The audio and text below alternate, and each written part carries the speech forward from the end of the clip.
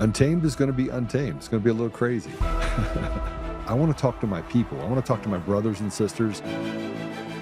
We can have grace and humility in how we interact with other people. Oh, hot dog, look at you. And nobody talked about what's really happening. And let's have conversations about what truth is.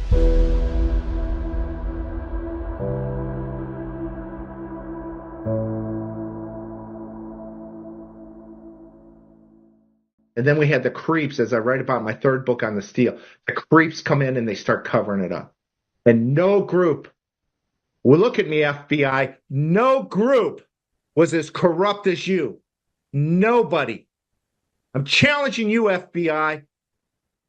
This is Merrick Garland, Barack Obama, and Joe Biden's FBI and DOJ, Christopher Wray. You guys are liars, and you know it. You covered up for the crimes in 2020. And here's the bomb. I wrote a piece last night at joehoft.com saying, hey, get ready. We're going to drop a bomb on this show today. Here's the bomb. Our FBI is corrupt beyond belief, and they covered up massive crimes across the country, but especially in Georgia. They're complicit with these crimes. How can I say that? Because they came in and they allowed these lies to go forward. They did not investigate. They could not have investigated because the evidence is there. We have the evidence, FBI. We have the evidence of material crimes that were committed in Georgia after the election of 2020. Not only did we have video evidence that Rudy Giuliani released after the election, which from a professional auditor's perspective, I've done 200-300 audits around the world. I've presented to audit committees around the world. I've never seen anything so broken. If I would have walked into an audit committee and said, hey, we've got the evidence, it's right here on video, look at this, they would have said, fire those people right away. Fire them. And anybody who hired them, get rid of them. But our FBI stood up behind them and backed them up. And Joe Biden's giving these people awards. This is outrageous. Not only do we have video evidence, we have much, much more. So if something happens to me by this corrupt FBI, I want people to know we've got the evidence. We've got it. More than just video.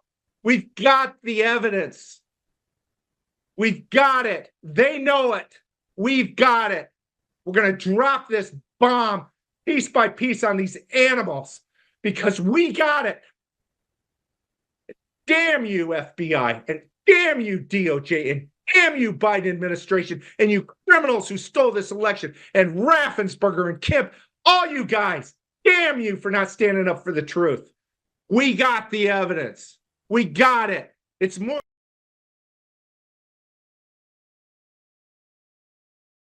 We've had the evidence. We've had the evidence for 6 years. We got on this show and many other people got on their shows, and we talked about all the evidence related to election fraud. That was Joe back in 2024 talking about the DOJ and the FBI. And, you know, I've had a weekend where I just wanted to get a little bit of sleep. I wanted to rest before the war starts again. And in 2024, 2023, 2022, 2021, we were clawing and fighting back in order to get President Trump in office. And I remember saying, if we could just get President Trump in office, if we could just get President Trump in office, if we get President Trump in office, all of our problems go away. And I should have known better. I should have known better. And I should have known that what we're dealing with right now is so deep-rooted that short of a revolution of good people, not this radical leftist and this stuff you have happening on the other side, but short of a revolution, I don't know if we can get past our own side that betrays us every day. And we keep looking at the Republican versus Democrat, I would just urge everyone to look at it as the people, the slaves, versus everyone else. They were Republicans in Arizona that betrayed us. They were Republicans in Colorado that brought us Dominion voting systems. There were Republicans in Michigan. There were Republicans in Utah and in Texas and in Nevada. And then, I mean, the list goes on. There were Republicans in Virginia. No matter where we turn, it takes Republicans that betray the very essence of what's good to get to the place where we are right now. And let's talk about where we are right now. We are 1 year and 3 months into President Trump's term. We are roughly, call it almost a third of the way there. We still have knowledge. We have all the information that shows that the elections were stolen and that these cartel organizations keep running it. Like we have it. The people at the top, they literally make the rules and break the rules. And in large part, all the things that we've done in order to uncover all of the fraud that exists has been swept largely under the rug by Republicans, not Democrats. We don't have the SAVE Act. We don't have voter ID. We have no representation in the United States of the people here. And we're told we have free and fair elections and that that everything's fine. Well, 85% of the people, the American people, want free and fair elections. They want the SAVE Act. And yet these people know that if that happens, they get nothing. So let's put up this. This is Thune's Senate blocks Trump to fund Secret Service, kills SAVE Act. Senate Republicans under John Thune are blocking 100+ Trump nominees, have refused to fund the Secret Service for 72 days despite a third assassination attempt on the president, and will not pass the SAVE Act despite 85% plus public support. America's at war. The Senate GOP conference has the tools to act and refuse to use a single one. He's a traitor. But he's not the only traitor. I mean, how many traitors do we have? We have it's theater. You think you have a democracy? Let's just go back in time here. You think let's just say let's relent on the constitutional republic, because it's obvious we don't have a constitutional republic that is actively working right now. Do we have a democracy? Just say that. Do we have a democracy? Have we had a democracy for the last, 5 presidents? The answer is no. When you have stolen elections and you have all this other stuff going on, it's not a functioning society. We went to war in Ukraine. Now we're in war in Iran. Now we have Israel going into Lebanon, and we're participating in the blowing up of people on a daily basis. Now, all that time, by the way, there's people in the United States that say, "Oh, Joe has violent rhetoric. He's talking about violence." We're literally killing women and children in other countries and saying it's not genocide. We wiped out nearly 400,000 people in Gaza, and you want to talk to me about violent rhetoric? Okay, got it. You don't want to talk about the fact that we're at war right now and that you're a slave. I got it. You don't want to speak the truth. We don't want Joe to speak the truth. God forbid we actually tell the truth for once in our forsaken lives. So let's just walk through it real quick. We don't own our homes. We don't own our cars. We have flock cameras on every corner. Now you have car companies that are getting patents so they can watch your every move inside of your car. Just imagine being a person. So human nature is that you want to have peace, that you want to be left alone, be able to hang out with yourself, but you don't even get to do that. They're taking all the meat off the bone and expecting you to just deal with it. So let's walk through the appointments first on Thune. As of late April 2026, there are 34 Article 3 vacancies in the federal courts. So basically, judges.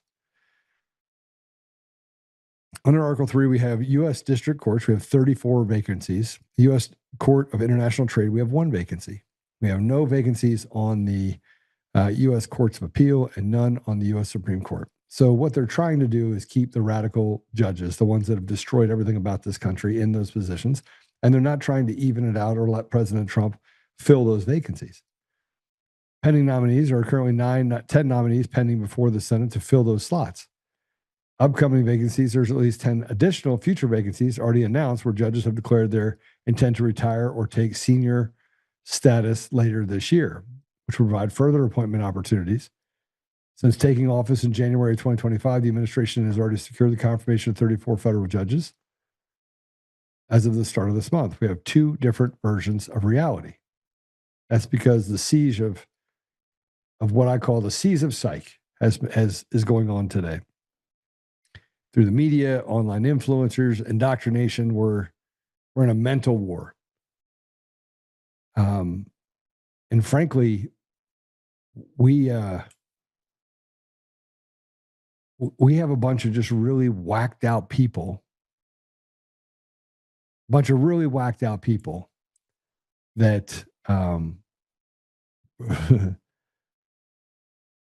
frankly are living in their own little world. So speaking of deranged, mentally incompetent, trashy people, I got served with a lawsuit by a person named Sharona Bishop, Neil and Sharona Bishop. And these people, oh my gosh, can we start with this? Let's put this up real quick. For those of you who don't know, Sharona Bishop is America's mom. She calls herself America's mom. Matter of fact, she said that she has international presence. She's everywhere.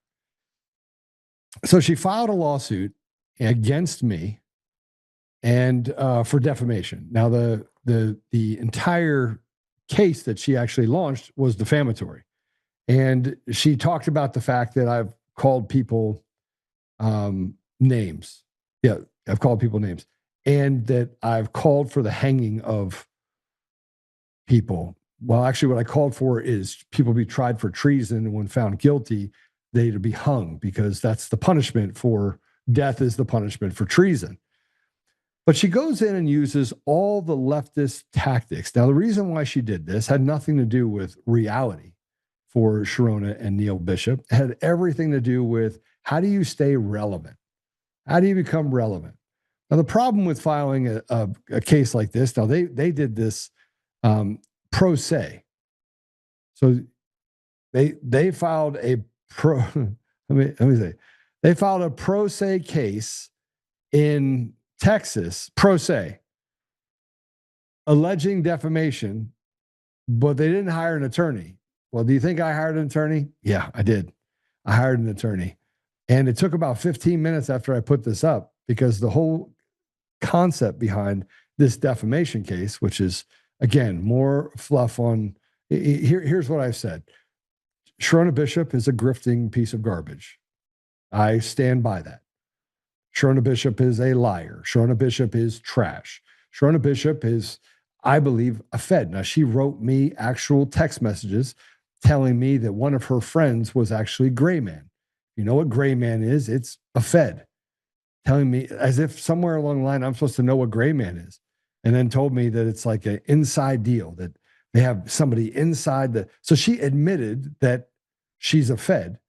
And then she comes out and says somewhere along the line that I'm not a Fed. She's a Fed. Informant, whatever you want to call it. Okay. She's on somebody's payroll. Okay. But beyond that, the reason why Tina Peters is in prison is because, in large part, Sharona Bishop. This whole idea of concocting, bringing somebody in from the outside and faking an ID and having these relationships with everyone else. Sharona is in the middle of everything that goes wrong. Sharona is always right there. It's the most obscene thing I've ever seen in my life. Now, she calls herself the America's mom. She's like, and by the way, I just want you all to know that she's a makeup artist. That's what she is. A makeup artist that never graduated, I don't think, from high school. That's who Sharona Bishop is. And Neil, don't even care about him. I've only had 2 conversations online, smacking him around. And I think I said he was a Fed, working with the Feds. And you know what? That's not illegal. It's not illegal to say you're working with the feds. And by the way, is it so bad that you'd be working for the feds? Because then you're actually telling us something. Anyway, they filed this case in Texas attacking me. And this is the best part. This is the best part. For $3 million. They filed a pro se case that, frankly, is just a bunch of jarbled mess that's going to get them in a lot of trouble. It's going to get them in a lot of trouble for two reasons. One of which is you're probably going to put yourself in a really bad position because you're going to have to pay my attorney fees, right? Filing a frivolous deal such as this, where you actually went out and attacked me, and therefore, and by the way, I'm just going to drag everybody into it. So I'm going to bring Mike Lindell into it. I got this other Jan Wiepert that sent an email to someone that I do business with at one of my companies, trying to get them not to do business with me. I'm going to drag that person into it. I'm going to drag everyone into it, file a secondary lawsuit, a countersuit, and have a lot of fun. I'm going to have a lot of fun doing this. But what's interesting in all this, yeah, they want $3 million.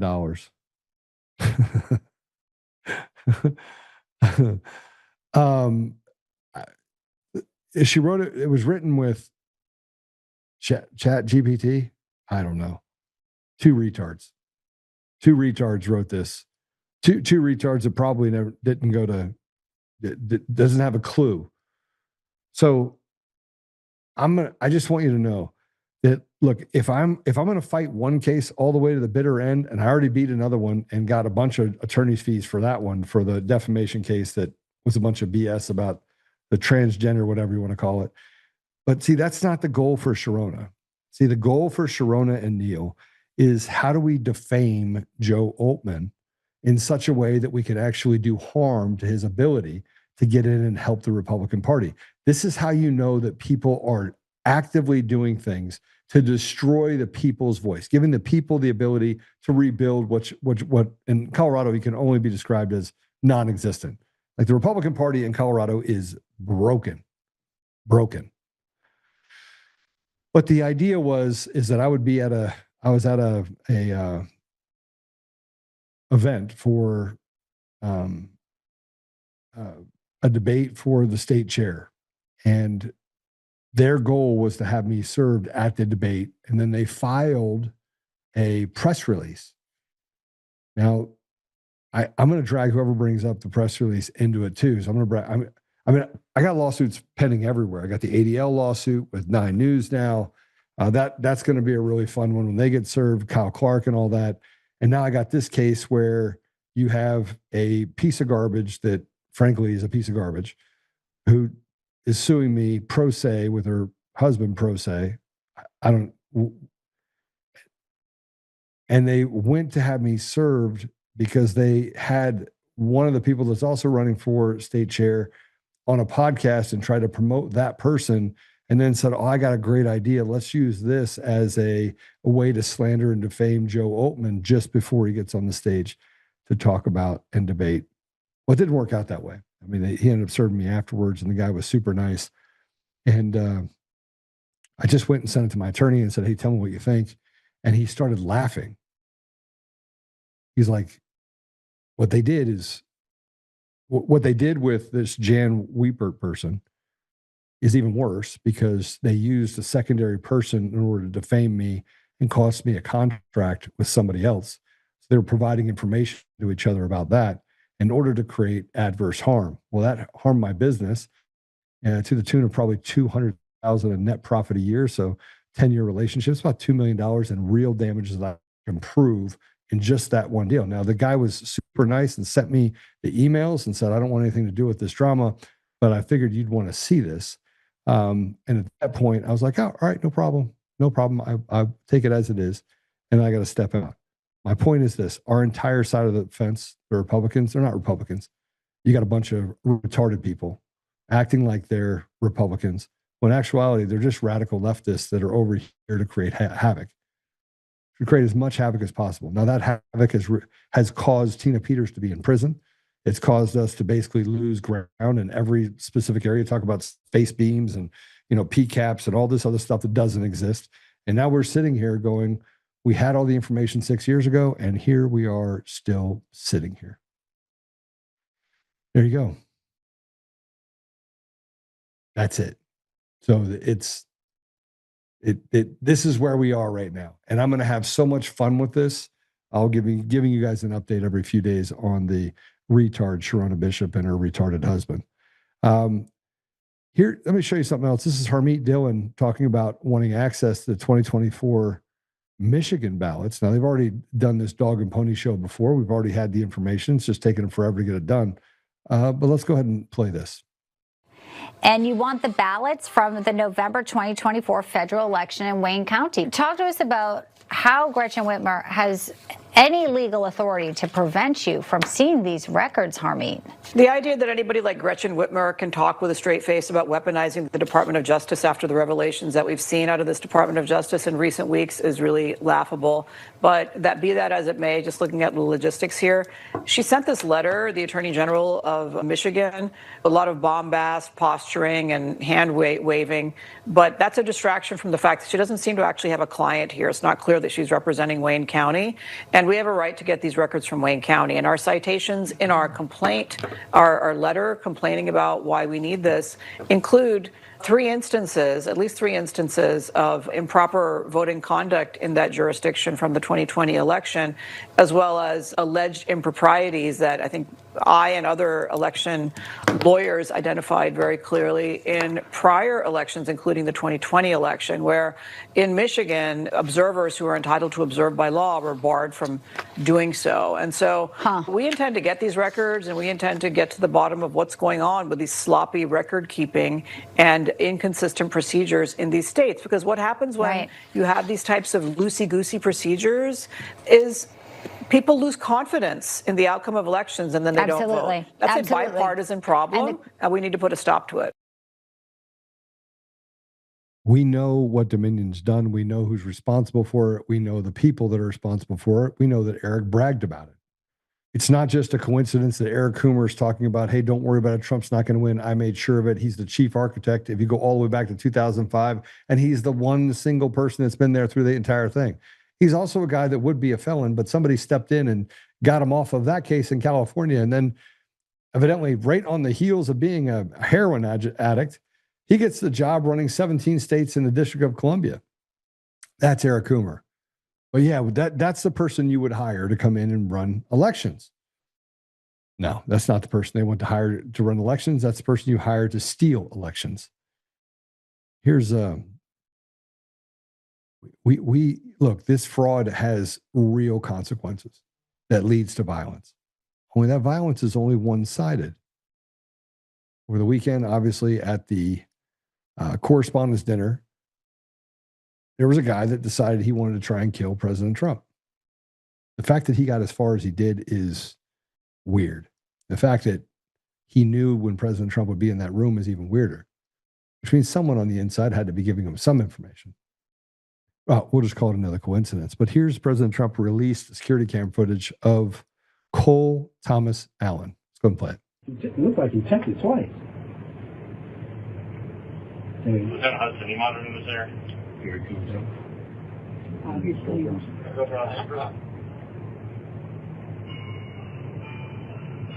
Shall I post it as soon as he passed down that? 18, go for That was him running through the security. First of all, that's not how security is supposed to work. You're not supposed to be able to run just clear shot all the way through. And the fact that this has happened shows that there's a clear breakdown. That the Secret Service, someone needs to send the whole place back to school. And here is, I want you to meet the terrorist. This is Cole Thomas Allen. Let's go ahead and show the picture. He's a radical leftist teacher in California. By now, you've probably already seen him. But this is the guy that went to assassinate President Trump. More importantly, he actually filled out a manifesto. So now everyone has a manifesto. Everyone's going to go try and kill President Trump, and everyone's going to have a manifesto. And these are the same people that feel like they have the moral authority to kill our families. And what's more disgusting is that there were hundreds of people around the country that were posting stuff online and getting people to like it saying that, oh, I'm not giving you free beer. No more free beer. Here's a brewery in Minnequaw Brewing Company in Wisconsin, upset that Donald Trump didn't get assassinated tonight. It's owned by a guy named Kirk Bangstead. Let's take a look at this for a minute. He puts up, well, we almost got free beer day. Either a brother or sister in the Renaissance needs to work on their marksmanship, or he faked another assassination to get a positive news cycle. We'll never know. Regardless, we stand by our ready to pour free beer the day it happens. This guy, he's a Democrat who ran for the Wisconsin State Assembly. He founded a super PAC, millions to support radical leftists. By the way, they all own restaurants. So funneling money through restaurants is really, really easy, it appears. This is the guy. This is what we're up against. Well, I gotta tell you, it's we're at that place right now where we let them pick us off one by one. We watch. We're tired. So I decided we're gonna have a doctor on. He's gonna talk to us a little bit about some of the stuff that's going on. He previously worked for the World Health Organization and with the Infectious Disease Society of America. He's a prominent critic of the lockdowns, school closures, vaccine mandates. And we're going to talk about some stuff because he has some stuff in his Substack that talks about CIA's MKUltra. And I really, really, really am interested in his take on this here. So Dr. Paul Alexander, welcome to the show. He's not in yet. What time is he supposed to be in?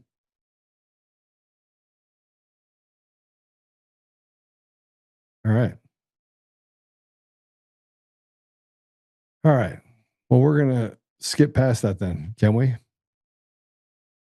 I should have probably looked before I said that. I went on a little bit extra. Okay, we don't have him in yet. Let's talk about something else, if we can.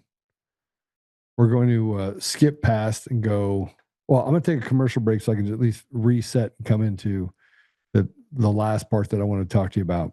And then when we come back, we're going to talk about the people that have supported shooting Charlie, shooting at the president. And that these are the people that think they're the moral authority. And frankly, I've had enough. And I think you have too. I'll be right back.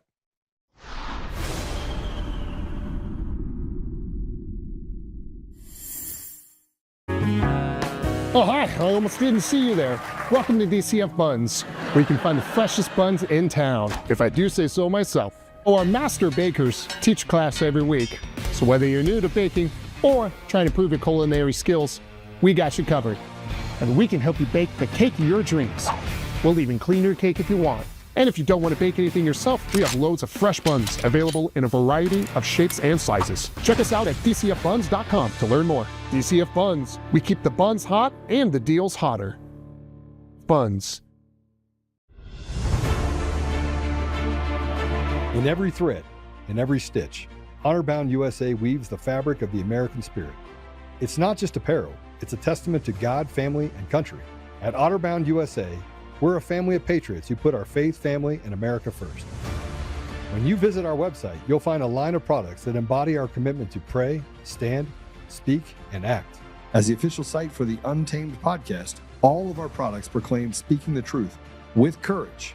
We also have the powerful documentary from Professor David Clements, Let My People Go. Identify yourself as one of the few who are willing to stand for what they believe in.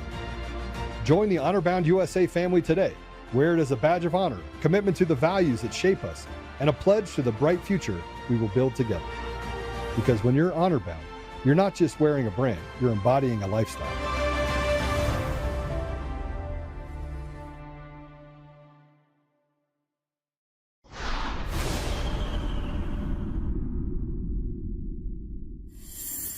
So a school teacher in California is the one that took a shot at Donald there. We'll have that school teacher's legal GoFundMe account here soon. I'm sure it'll hit 10 million and we'll get Luigi's team on it. I guess he's 31 years old too, so. 31-year-old school teacher. That's what my chat said. I'm going to guess that he had students that were affected personally by the atrocities committed underneath that piece of shit. So much pain. And that there would be an anger build in this country to the level that people every couple months are using that fat orange bastard as target practice should not come to any surprise. When you treat other people as disposable, the world will see your fucking life as disposable. That is the natural consequence. And if you smell bird shit right now, that's them birdies coming home to roost. Tick-tock, bitches. Your time is coming up. Tick-tock. Your time is short.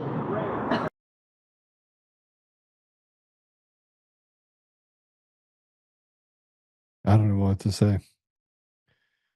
They're always the cowards, right? These are always the cowards that hide behind people and say that somewhere along the line that we're the ones that don't have compassion.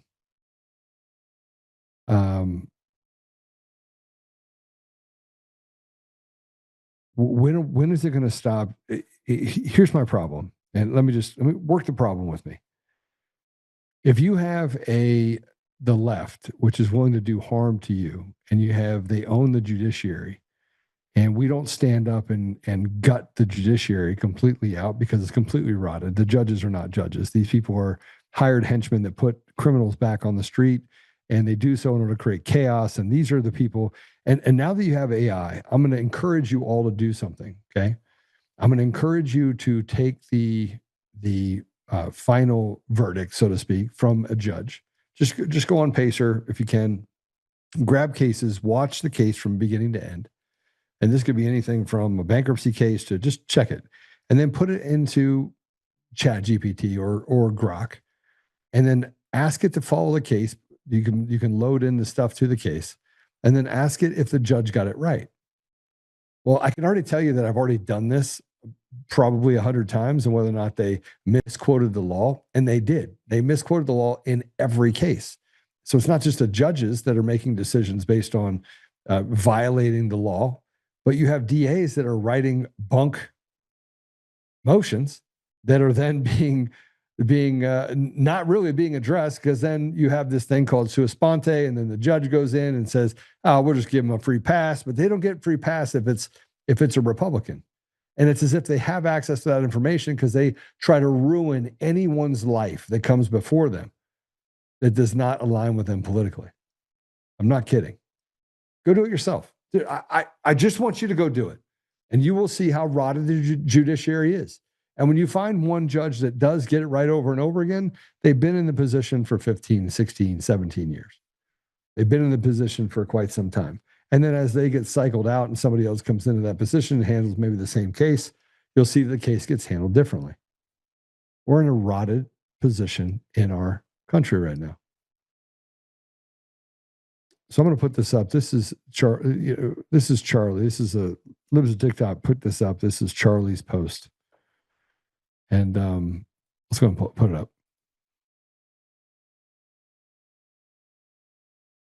It says assassination culture is spreading. I don't know why you can't read it. You guys are going to have to figure out how to make it so you can read these posts.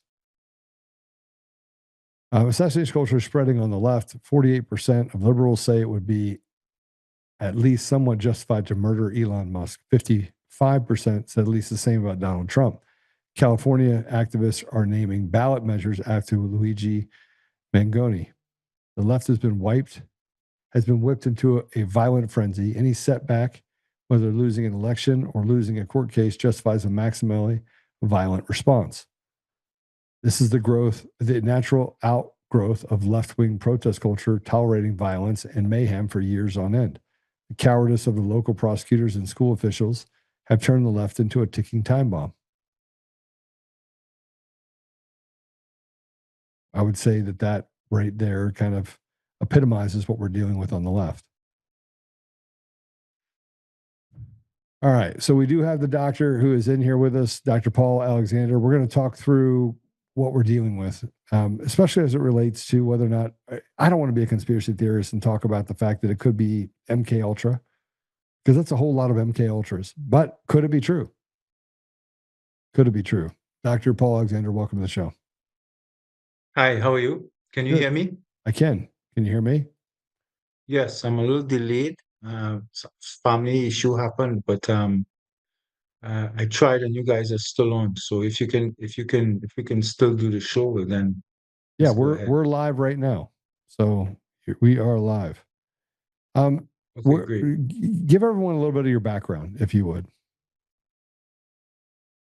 Well, I mean, my background in terms of education, I did my background training in public health, epidemiology, infectious diseases, evidence-based medicine. My academics is in the UFT in Canada, Toronto Graduate School.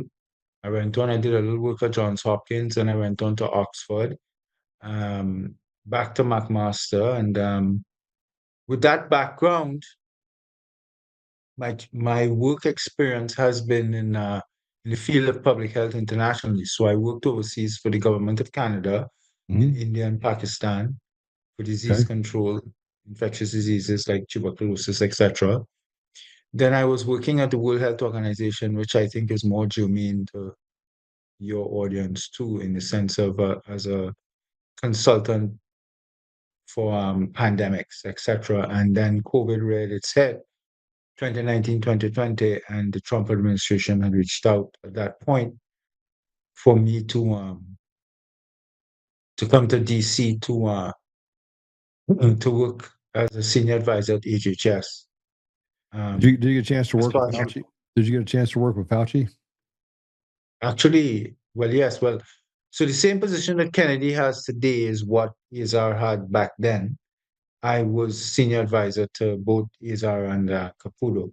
So, in other words, if I was there today, I'd be advising Kennedy in Kennedy's office. Yes, Fauci, Birx, Redfield, Hahn, they all had offices at HHS. Is he Dr. Death? Yeah, well, it's quite an interesting character, and a lot of what is in the media is basically what it is, in the sense that most of these people are highly incompetent. They got to where they got to because of years in the service, but not really out of real ability. It's a very political, at that level, everything is just really politics. It's who you know. Well, doctor, so that's why I got to tell you, most people that I've met in government are semi-retarded, right? No matter what what degrees they have, they seem to be highly incompetent, and that's led us to this place where we're at right now, where the government is basically it's in utter chaos, turmoil. Yeah, right now I would say that, and I would say that I support. I mean, I'll just tell you, I support President Trump. I mean, I worked for him first term. I stood against the lockdowns and the vaccine, etc. in shop. I helped re-elect him in the second term. We did a lot of work on the floor in all of the Rust Belt swing states, getting all the Christian vote, all different votes. I'm not happy with a lot of the policies. And well, let's talk about those real quick, because I don't want to talk about how that's led to everything else. What policies do you not like? Probably the same policies I don't like, but well, I mean, I continue to be against the situation with COVID and how that was handled, and the vaccine, etc. That they have not done what we assumed they were going to, what they said they were going to do, which was to remove it from market, because it was proven to be ineffective and actually harmful. So that's a huge disappointment, especially with who we've placed at the health agencies, and they've not fallen through. So it's almost as though we are going to have the mRNA vaccine transition all of the other vaccines, and we're going to have it for keeps. And actually, we supported Robert Kennedy Jr. from what he said during his own presidential election, his own campaign, but they have acted completely opposite. So something has happened in the sense of, I have argued, and I'll say it in raw, that their silence have been bought. Something they've gotten in return for them to be silent on the mRNA vaccine, knowing how harmful it is. So that is one major issue. I'm very, very disappointed with how the Epstein issue have been dealt with. I think there's a lot of fire to the smoke. I think there's a lot of issues. A lot of the big people in government, in Congress and Senate, judges, senior people, rich people. Yeah, Doc, let's look at this. The Epstein file has been around since 2011. And since 2011, there's been stacks and stacks of information, now over 3 million points of information that have been released to the public, highly redacted, but a lot of information released to the public. Why is it there hasn't been an appetite? I mean, you have the Biden administration and you have the Democrats that are saying it's Trump's fault, but they had 4 years in order to release it. They didn't release it. President Trump came in. It's an absolute boondoggle of a mess. Nobody can even tell whether or not the information is real or not real, whether or not the chain of custody across the board was absolutely atrocious. And so he has to feel his way through it. You have somebody that's sort of inept in Pam Bondi, absolutely not capable of doing the job that she was in. I mean, he's damned if he does and damned if he doesn't. If he doesn't release it, it's a problem. If he releases it, he's got to figure out what the backlash is for the people that are in it. But most of the people that are in it have been redacted anyway. Yeah.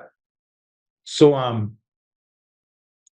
think that this is a very interesting situation. I think we don't know. Maybe Trump wants it out. Yeah. And I'm explaining it this way. Maybe he wants it out, and there are forces at play have to keep it hidden. Maybe he doesn't want it out. And I believe there's a lot of discussion that a lot of people, I mean, we already know that there are people like Howard Lutnick, RFK Jr. These people are in his administration who have dealt with Epstein in different ways.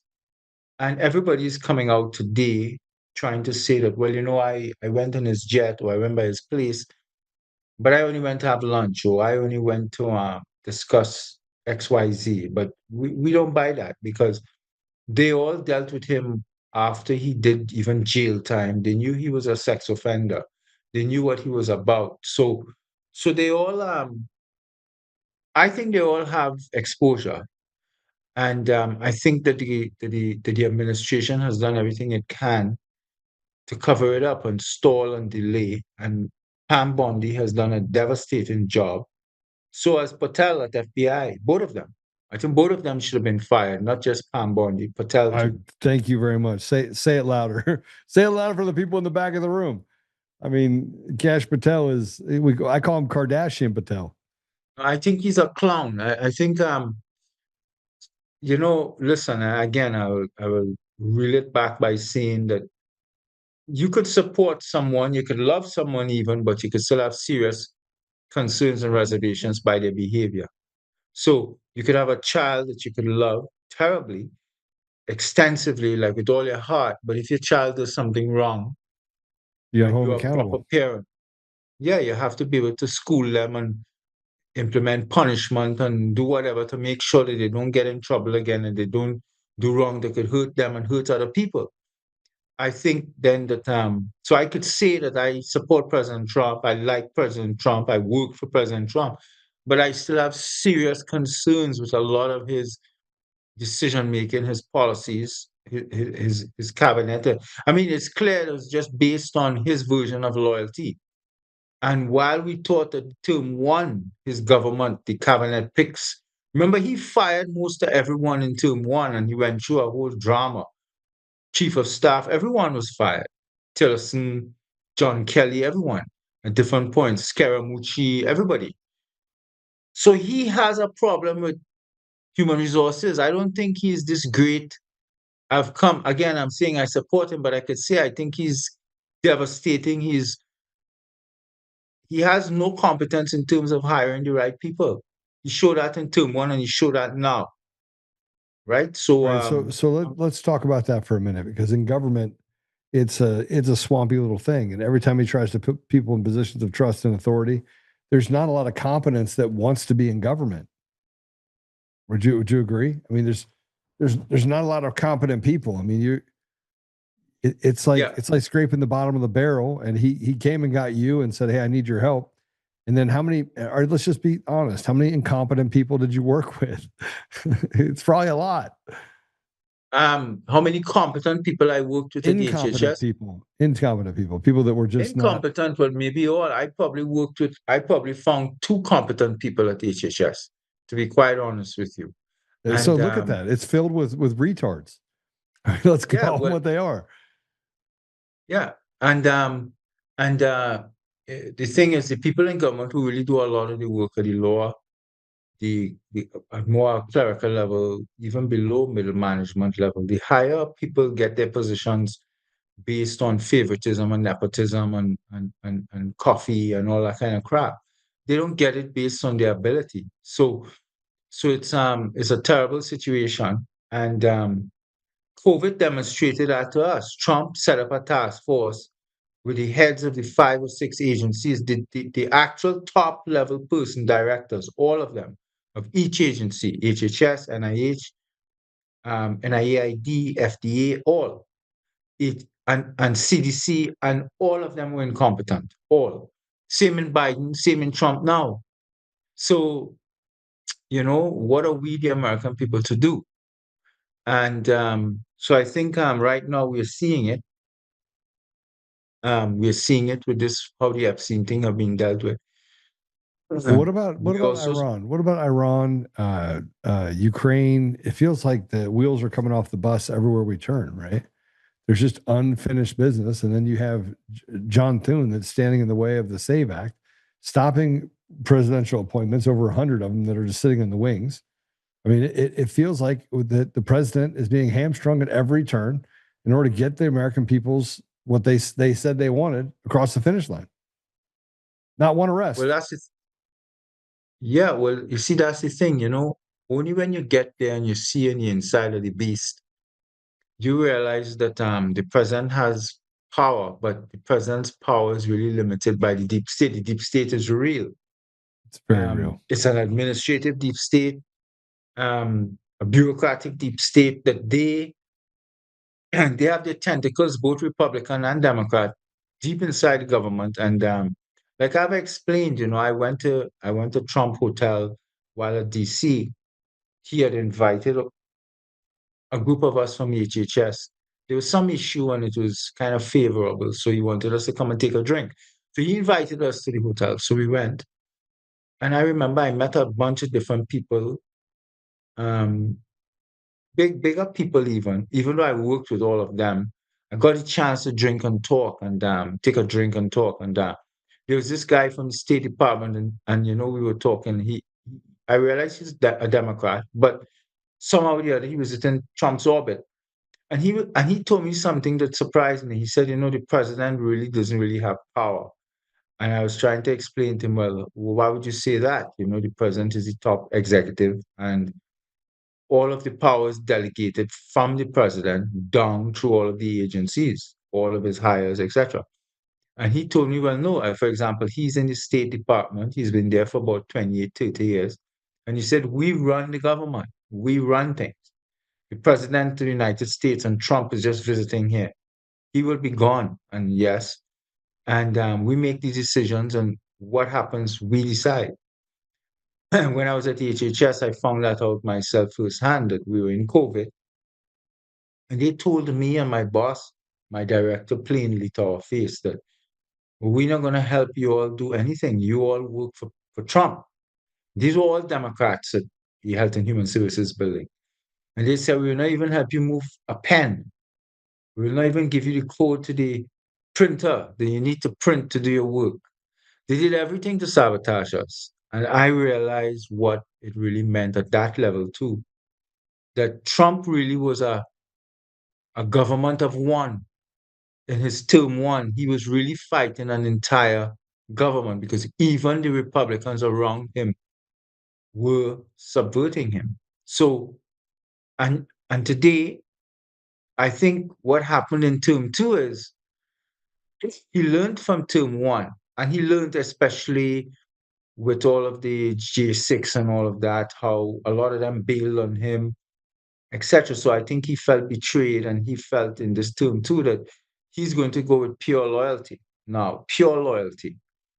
And you had these people in all these different parts of the United States who they're always in the media sucking up to him. So I think he probably confused loyalty with some modicum of ability. But here he probably have loyal people now, but I don't even think they're loyal to him. They're loyal to themselves. And the first opportunity to hurt him, they would.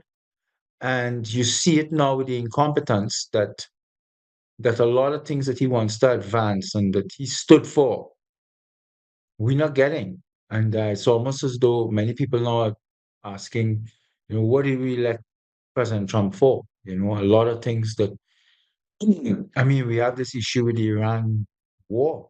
I mean, it's a, I mean, sometimes I like to do my homework. I apologize. I did not read up extensively on all your positions. No. So I don't want you to take my position. I want to hear your position. The whole idea of this is that we look. I agree with what you're saying. That's why I'm letting you talk. Because if I didn't, I'd be arguing with you. And I don't think people understand just how deep it is. And they think, oh, there is no deep state. They try to just dismiss it. President Trump says that the elections are stolen. The elections are largely stolen across the entire country in all 50 states.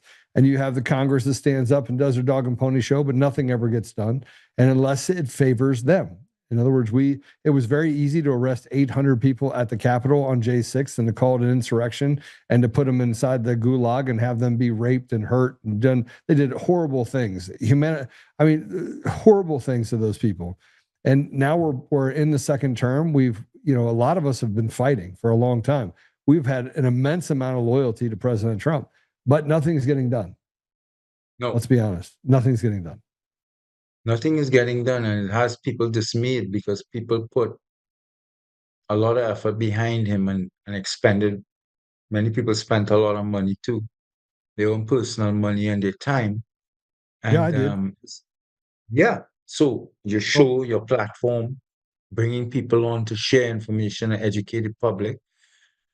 The truth of the matter is that some of the things are being done right now. We just, it makes no sense. Like I am for the United States first. I'm for the flag. I'm for the Constitution and the president and the military. I'm for all of those things. But when I see what happened here with the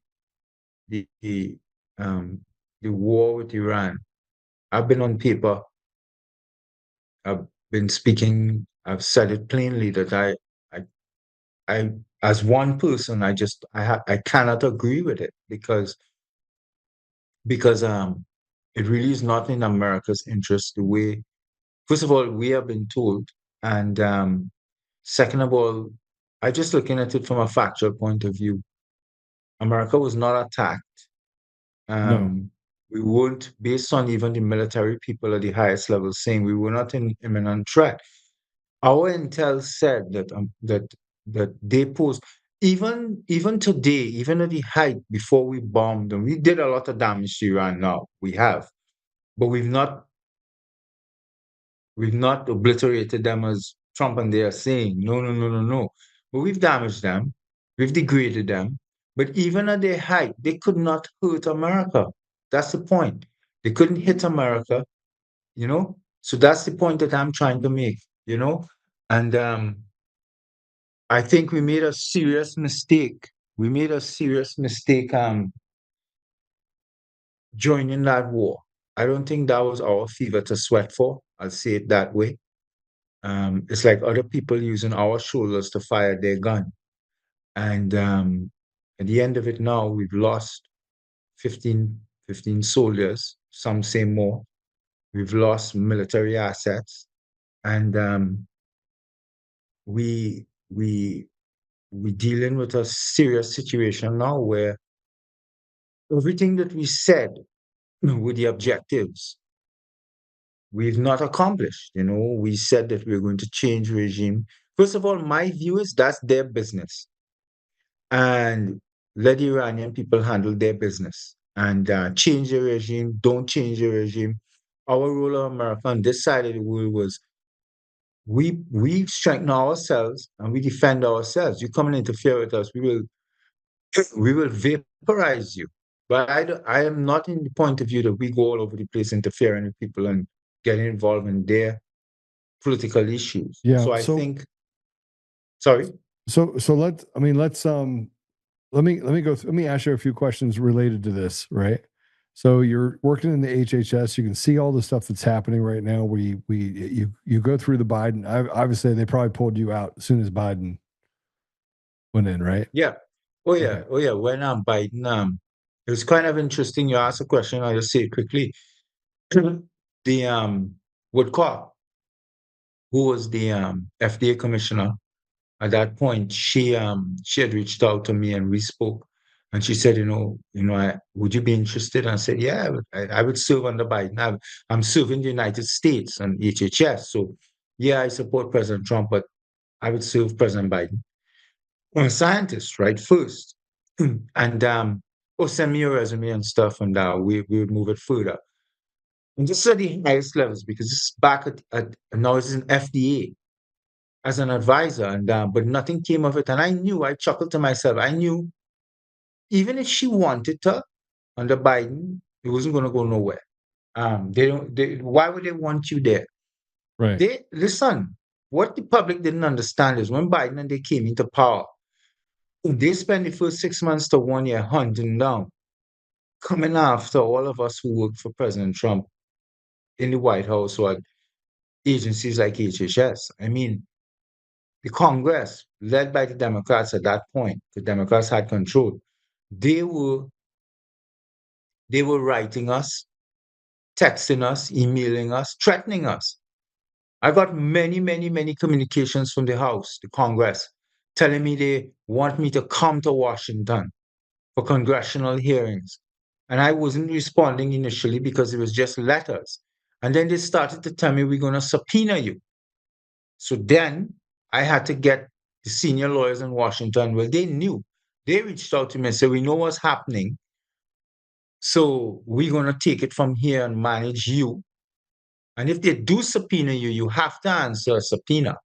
Yeah. And we will then represent you at the highest levels, because they want you to come into Washington and they want to drill you and make you make an administrative type of mistake in a conversation and charge you with some kind of process crime, so that then they could bust your balls and squeeze your nuts.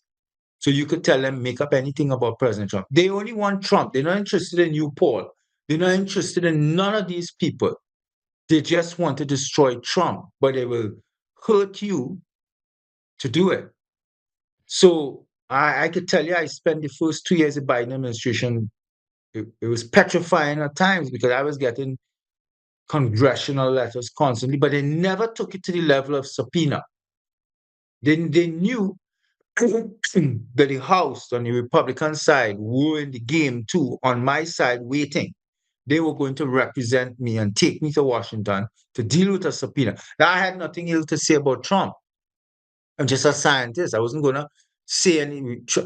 In our office, we did nothing nefarious or anything. We're scientists doing the job. But it is a scary thing. When the state decides to come after you, they will come after you. And so I went through it too, and it was tough. And but yeah, this is what I don't think people understand, is that the long arms of this deep state, it's not a deep state. It's a crime family. Like, the crime family has taken over Washington, has taken over our government, and that's moved into now state crime families. And so we have crime families on both sides, and you can't ever get through it. Well, let me ask you a question about what happened with the shooter, right? You basically, the Trump derangement syndrome is basically a target, and This group of people inside of our government is targeting good people. Now, the bad part is that they're using good people in order to, as a shield for them as well. So they're getting away with crimes and stopping good people like me, like you, from wanting to fight back, because then they just have those people arrested and then put them in front of their judiciary that's all rotted to the core, and the judges on their side too, right? So there's literally no reprieve. We just saw a shooter that went in and got treated with kid gloves. And you just put up a Substack that raised the possibility that it could have raised something related to the CIA's MKUltra, or have it so that it was staged and that they compromised the event, just to make it look. I don't even know. I don't even know how the shooter got that far through. But I mean, are you saying that this is an inside job? I'm not saying that it is not. I'm like, the way I've decided to take, we're trying to pivot Substack away from this pure COVID stuff, because it's not we're getting nowhere, but they have as important or very important issues we're dealing with, right? Right. So what I'm trying to say is, first of all, how did that person get there? Who supported him? We have some people put out some communications today. They published some stuff showing this guy in Israeli military uniform or T-shirt and all sorts of stuff supporting. That's his prerogative and all of that, but it raises a lot of questions as to how did this happen? What is the aim? Was it really an assassination attempt? Was it just that his job was to go in there and fire some shots because he didn't shoot anybody? No, and he clearly said in it that he wasn't going to try and shoot someone. I mean, he created a manifesto, and that manifesto drew out the fact that he said who his targets were beforehand. Yeah. So the question is, right now in the middle of this Iran situation, is it that President Trump behind the scenes is beginning to wobble in the Iran bombing, meaning that he is probably assessing the landscape properly now and differently, and seeing the damage is being done to us too, the world's economy, etc., and that maybe he is trying to figure out how to get out. Maybe the powers that be, that from my point of view, that got President Trump to join in and to bomb, maybe they have larger forces than President Trump, so powerful that he have no choice. He has to keep bombing. It's a crazy conversation to have, but it's almost like we're watching our government being overtaken by forces and they have no control over it, and they can't do anything about it. Well, and courage is the thing that stops it, right? So you have to have courage, and you got to stand up for what's right, and regardless of the consequences, and other people will stand up too. But the government is so filled with people who are just cowards that don't know how to stand up and that don't know how to fight against this evil, that it's almost impossible to see the bottom of it, because you just said poor choices. I mean, look, I've been talking a lot about the fact that I can love my brothers and sisters from every country and every culture. I can love Christians. I can love Jews. I can love Muslims. I can love those people, period. And still say that if there's a group that's acting like a cabal, I call them the synagogue of Satan, when it comes to the Jews that are evil, that hide behind other Jews and say, you can't talk about me, otherwise you're an anti-Semite. I think if we don't start separating those people, sooner or later, we're going to go to war, right? And then it's going to be everyone that is under that moniker has got to go, right? Same thing that happened in World War II. Same thing will happen. You go back to the Roman Empire. You go back to the Ottoman Empire. Same thing happened there. They did the same thing. There's no difference. No, I understand what you're saying, and the challenge for us here is that we come across as general population people, that we just part of society. But you see, the population, the American people are very smart, and Yes. they're critical thinkers too, and sometimes it takes a little bit of time, but they begin to unravel and unpack the issues properly. And I think that even with this shooting yesterday, I couldn't talk to anybody today. Let's say I spoke to 20 different people one-on-one.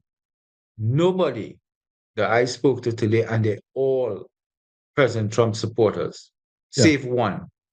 They all told me, Paul, we don't buy anything that we've been told. Nothing. We think this is more nefarious. We think it's an inside job. We think that President Trump's life is in danger.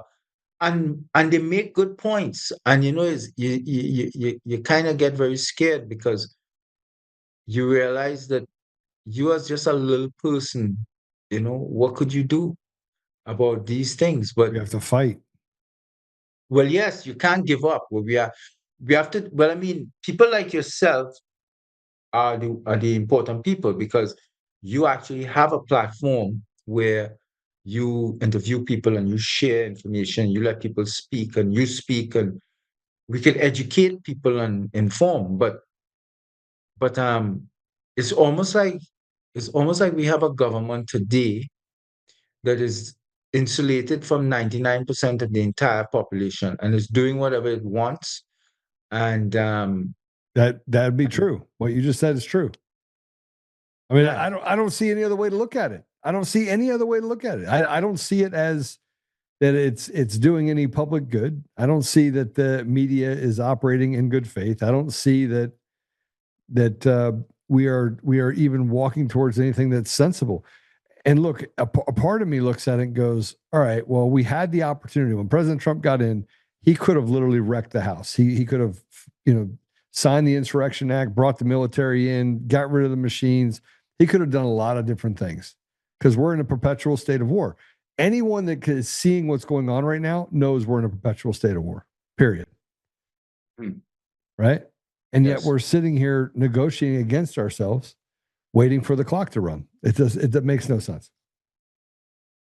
No. And the truth of the matter is, we are spending so much time focused on other countries and other issues, when we as a nation have so much strife and struggles within, that if we were to focus on ourselves and solidify and strengthen ourselves, we could get to a place where we're so self-sufficient that we really don't need any other country in this world. We really don't need to sell you our products. We could sustain ourselves internally.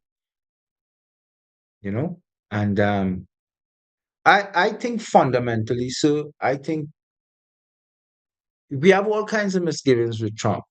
With any POTUS, we spend a lot of time eventually trying to analyze them, or second guess them, or support them, or whatever. I think fundamentally he's a good man. Good in the sense of, it's clear that he loves America, and he loves people, he loves his flag, he's proud of America. Except I don't think he's somebody who will work against America in any capacity. I agree with you. You agree? I agree. Yes.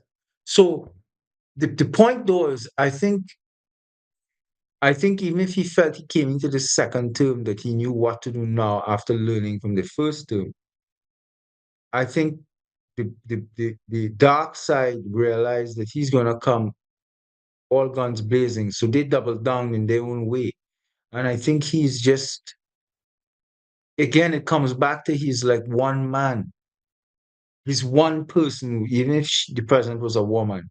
He's just one person working against an entrenched cabal of bad people who have interests not in the United States necessarily, but all over the world. The United States is not, they don't love America. They love their pockets, they love their money, they love the taxpayer money, they love power, control, and they have interests elsewhere. So I'll tell you, what I do to admire about Trump in the beginning is when he said in like 2015, 2016, when he first started the campaign, and in 2015, and he said, in 2015, yeah, when he said about forming a third party, if he didn't do well in the primary, in my mind, I told myself, boy, you know, if he did something like that, he could probably win, or even if he did not win, get close to it, and maybe. And I thought in his first term, he was going to whittle away at the House and the Senate in the sense of getting tossed out all of those rhinos and all of those Republicans who really are against the government and, well, against the nation, not in our best interest, and Democrats. But, you know, he spent the first term just dealing with all of the issues, and there were a lot of issues from the Obama term. And then, boom, they dropped COVID on him. And that was a disaster. Absolutely. 100%. You know, and so who could really, who you know, and to be running a re-election when they dropped a fake pandemic on you is a hell of a thing. I will often ask myself, which person, which human being could manage a re-election while you're trying to tell people, yes, vote for me, I've been successful, look, I've done this. But by the way, we are in the throes of a pandemic that we don't know what the hell we're doing. And everything is just a cluster F. So, but still vote for me. So he had a very difficult needle to thread, and he had all of these people subverting him. I mean, I could tell you, we would have meetings at the HHS with Azar and Caputo and all of the directors, and we'd have Fauci there. And Fauci would be going on, like we got an email that Fauci is going on some talk shows the weekend coming. This is like in July of 2020. So we're in the height of COVID. So Azar and they wrote him and said, you know, Dr. Fauci, some of the things you're talking about keeping the schools closed and keeping kids in masks. President Trump is on the campaign trail right now, the president, and he is advocating for opening schools and removal of the masks because the evidence shows that the masks don't work. So I was invited to those discussions with Fauci because I'm the scientist advising them. And I could tell you, there were meetings where Fauci and his team were on the other side of the television, the screens, because we were doing it by remote. And once we told Fauci that he would have to clear what he was going to discuss on CNN or NBC, MSNBC or whatever over the weekend, the talk shows he was going on a rounds. He was livid and he would threaten us like insanely that, and his team, that when we're done here, we're going to leak, they use the term, we're going to leak to the media that Trump is muzzling Dr. Fauci. And, you know, that would back us up because, of course, you don't want the media, you don't want the American people to be told that. But first of all, it's not true. But that's the kind of hammer they held over Trump's head. And we were in an election year, a re-election year. So the White House was on pins and needles when you had to deal with people like Fauci and Birx and they who were leaking and lying in their leaks and threatening to leak more and threatening to leak other crazy things. So it was a very difficult time for Trump. And I don't know how he even did as well as he did, because it was just chaos. It was just chaos in Washington, and it's still chaos in Washington. Well, I don't think it's ever not been chaos. But no. But let's. I think we have to start looking at like how do we work the problem? How do we get people involved in this? Do you have any idea? Like, we're looking at, you know, somebody trying to attack President Trump. We have people over here that are telling us that they're going to impeach him after this election. The Republican Party is in absolute turmoil. It's almost as if it's ceded power to these radical leftists. President Trump's doing the best he can to kind of get through it and tell the truth about things. And the people are sitting on the sidelines going, what do I do now? Because they don't trust it. You just said it. They don't trust anything. They don't trust anything. Nothing. They trust nothing. I mean, short of them actually bringing the military in and starting mass arrests and hangings from for all the people that have done horrible things to the American people, I think the people have had enough. Yeah. The American people have had enough. You know? So how do we fix it? How do we fix it? For all the people that are listening, how do we fix it? Well, I mean, I think the most important thing is, first of all, using platforms like yours, number one. We need as many of them as possible to keep informing and educating and agitating the people to be informed and to share information. We need people to get involved, more people to stand up, not just you, not just me. We need to understand, as difficult as it is and repetitive as it seems, the ballot box. We have to keep going back to the ballot box, and we can't just focus on the federal level and the state level. We have to go lower and lower, and in all of the lower level elections, and we have to vote, and we have to vote the best optimal person in, who represents the values and the preferences of the public. And at times we have to go to court too. We have to use the courts. Right. And then when we do find the right person, we have to champion them and we have to unify and stand behind them. But I think America has to, I agree with the America First strategy. Means America needs to, I don't use the word turn inward, but America needs to focus on itself right now, because all of those other countries in the world, like India, China, Russia, Brazil, all of those big countries, they're not playing for second place. They all want to rule a century at some point. So we need to understand they're coming at us. So let me put it to you this way. While we're going about interfering, let me use the word interfere. While we're going about dealing with other world issues and other nations and whatever, these other countries they're not interested. They're not spending their money.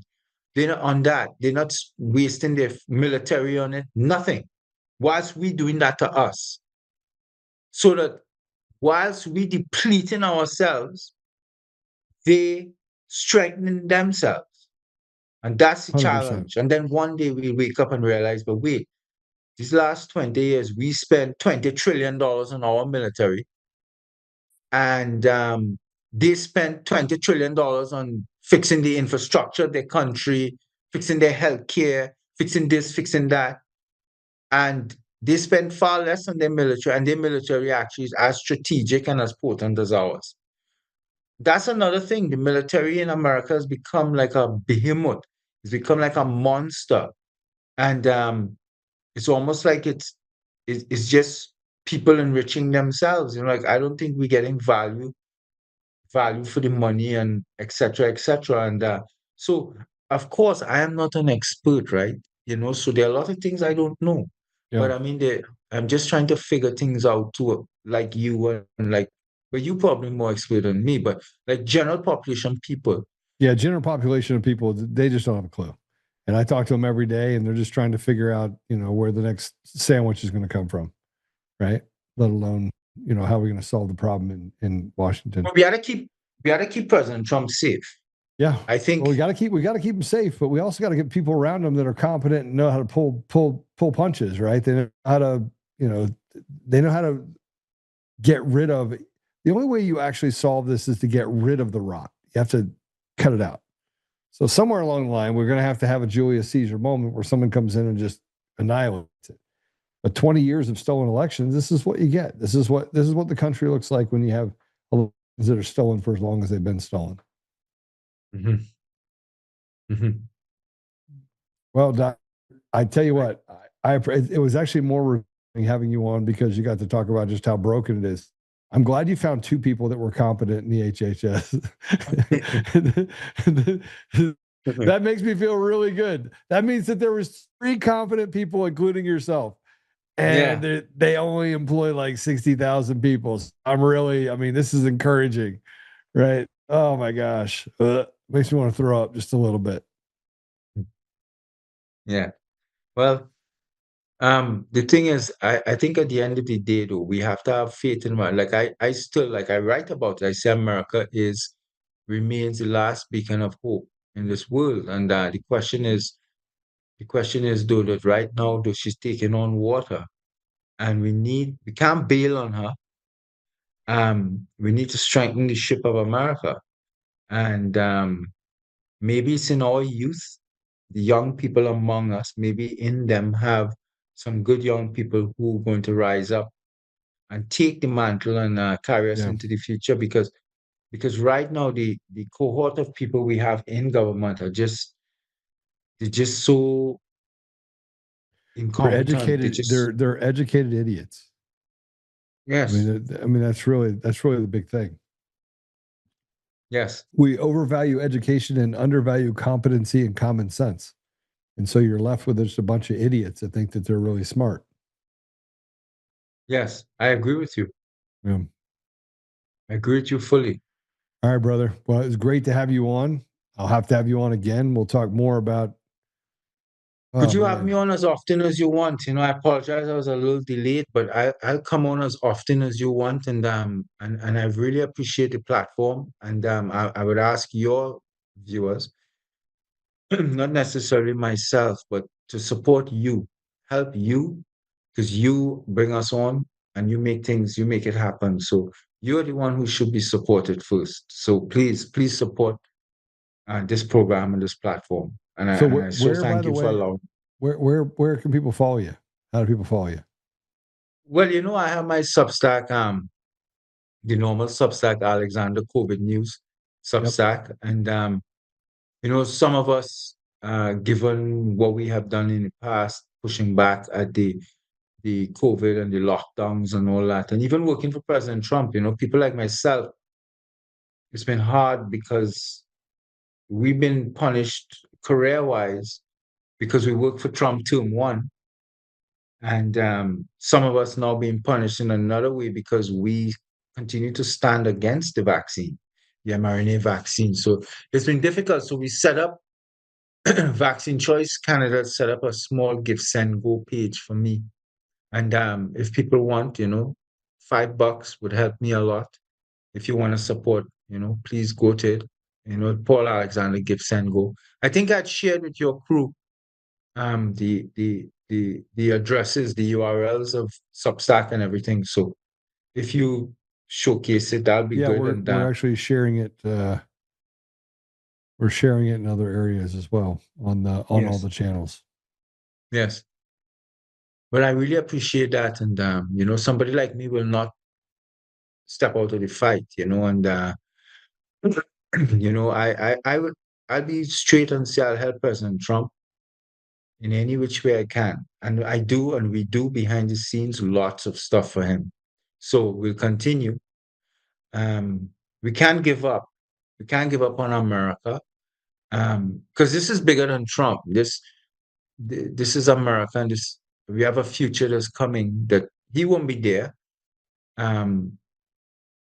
Maybe we could have a role in helping shape what the future political landscape will look like, and of good people who love the United States, love freedom, peace, etc. And thank you so much for having me, Sid. Thank you. God bless you, brother. Thank you. HHS is a mess. How many others are a mess? Or are all of them a mess? And as we sit here and talk about who's a mess, how do we get done with the mess? How do we fix the mess? It's a mess.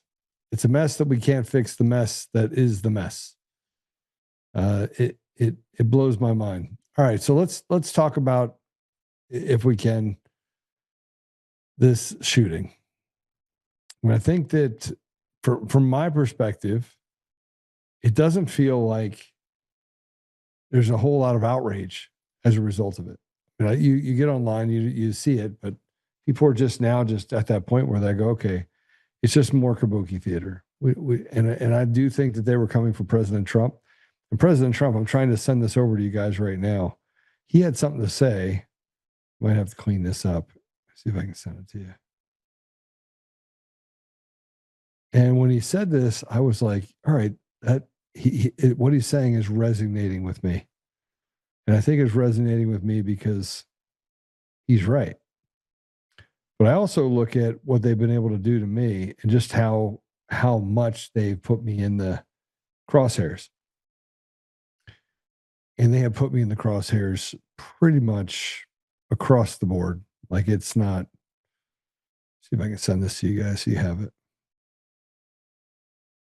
President Trump was asked a simple question.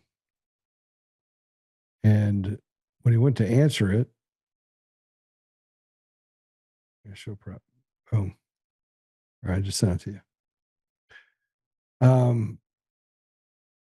They responded that people try to kill people that are doing good things. People try to hurt people that are doing good things, that try to accomplish things, that get things done. And I look back and I look at my entire life over the last 30 years. Let's go back 30 years.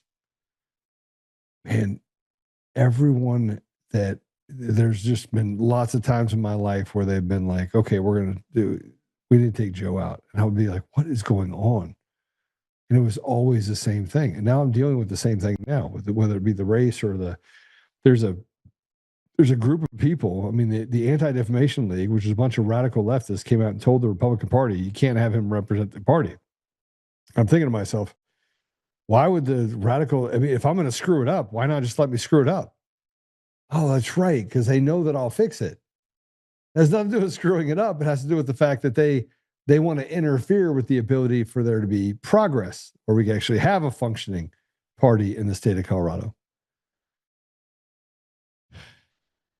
My biggest problem is that the left and the right are now playing the same games. And when they do, you just have to just realize who you're looking at.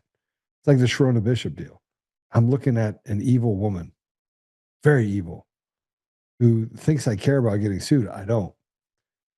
But it gets even worse because they're so fixated on the people that can fix it because they feel threatened. And if it gets to the place where it gets fixed, then these people are out of jobs and they're off the map. But here's a rep, Bonnie Watson Coleman. She had something to say. This is interesting. Go play it. Because if we wanted to eliminate abuse and fraud, we'd eliminate the president of the United States from the office right now and the rest of the sycophants in his administration that are allowing him to do so many illegal things. So, what illegal things? What illegal things is he doing? I mean, this woman is first of all, she can't even speak. Like, this is the woman that is in office. This is the best we have. No, they've been stealing elections all the way down, and the entire system is designed to put fraudulent people in positions of trust every day.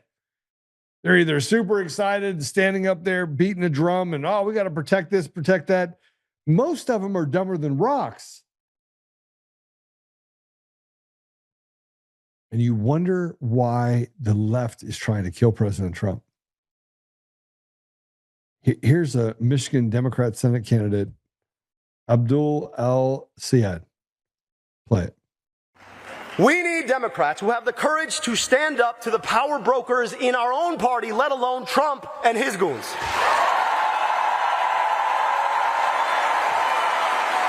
We don't back down. We don't back down. We don't back down. With all due respect, if they go low, we don't go high. We take them to the mud and choke them out. Take them to the mud and choke them out. So let me just tell you,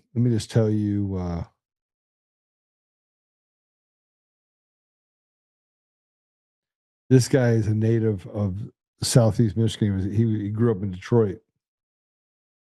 And he's a first generation immigrant. So he wants to bring some of that, what I call dysfunction from the Middle East over here. His father was an Egyptian immigrant, came here to study engineering because we give everyone opportunities and they come here and then they basically shit all over the American people.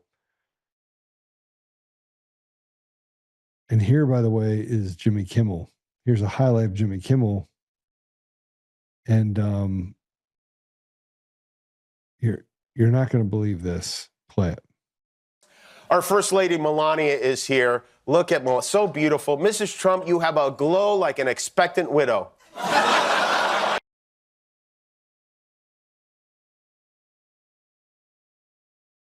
It's just classless. It's classless. How do we coexist in the same country with this type of mentality? The blood is boiling of most Americans. It's boiling. And the more young people I interact with, it's not just older people. It's not just people over 30 or over 40. People have had enough.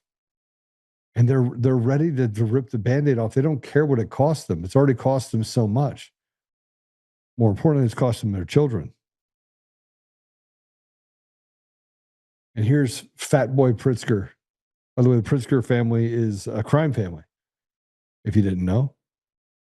And he used the term Nazi when talking about a Trump's administration. Go ahead and play it. Some of your critics may point to what you said in the State of the State last year when you compared the Trump administration to the rise of Nazis.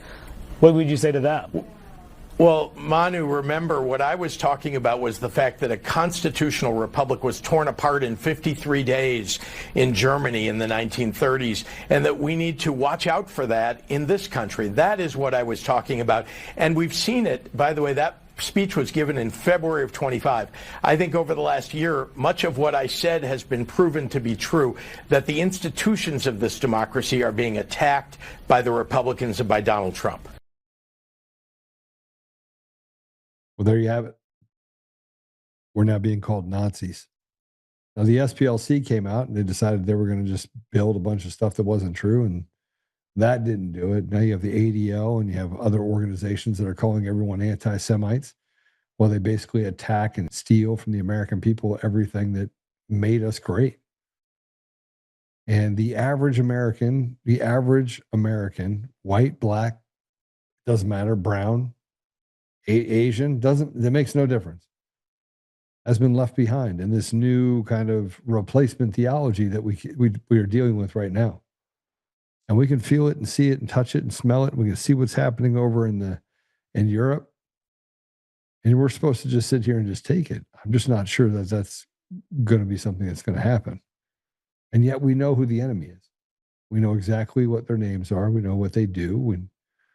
We know what they've done to our people, to our country. And they act with impunity because they are given absolute immunity. If you don't get rid of immunity, you have no ability to patrol the people that say that they're there to help, when all they've done is create havoc and hurt the very people they say they represent. The time's come. The time has come.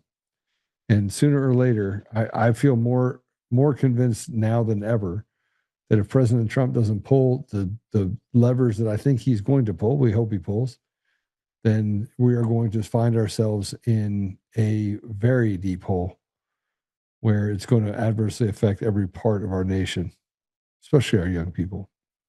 All right, so let's pray it out. If you're on Apple Podcasts, Google Podcasts, Spotify, Pandora, iHeartRadio, TuneIn, and more, you can go check them all out. Give us a 5-star review. Give us a thumbs up if you're on Rumble on your way out. And I will see you guys tomorrow. We got lots of stuff to talk to you about tomorrow. Tomorrow's going to be a banger. But yeah, Mondays are never the bangers. Tuesdays are the bangers, but good bangers. Good stuff going on tomorrow. So let's pray it out. Father God, we sit here before you and we look for your guidance. We look for your discerning spirit to fall on top of us and to give us the ability to know what to do next. Father, we ask you for patience. We ask you for the ability to see through all the mud that makes it difficult to see to the bottom of the river. There seems to be just so much turmoil going on around our country. And we're fatigued. We're at that place where we're just tired. We're tired of fighting and we just want peace. So, Father, I just ask you to give us that peace and give us the ability to still have the desire and the fight in us to fight against all this evil. Help us to maintain ourselves and never become the very thing that we're fighting against as we fight against this evil. And Father, I just ask you that you help us just get to the finish line. Get to the finish line and take whatever this evil is that's in our communities, in our country, just take it out. So we ask these things, Father, humbly in Jesus' name. Amen. All right, I'll see you guys tomorrow. Same time, same station. Take care.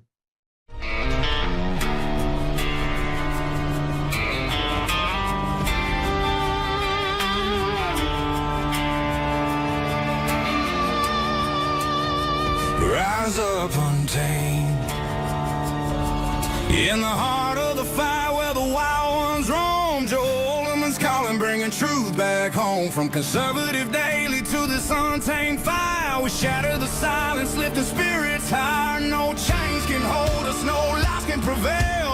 Authentic and fearless on this rugged trail. Patriots gather under stars and stripes. Untamed nation, igniting the night. Untamed nation, let the truth roll out in this land of the free. Standing proud from sea to shining sea, we won't back down. Catch the fire, wear the crown. Untamed nation, it's our battle song, motivating hearts where the brave belong. Yeah, untamed and wild, forever strong. Play it again all night long.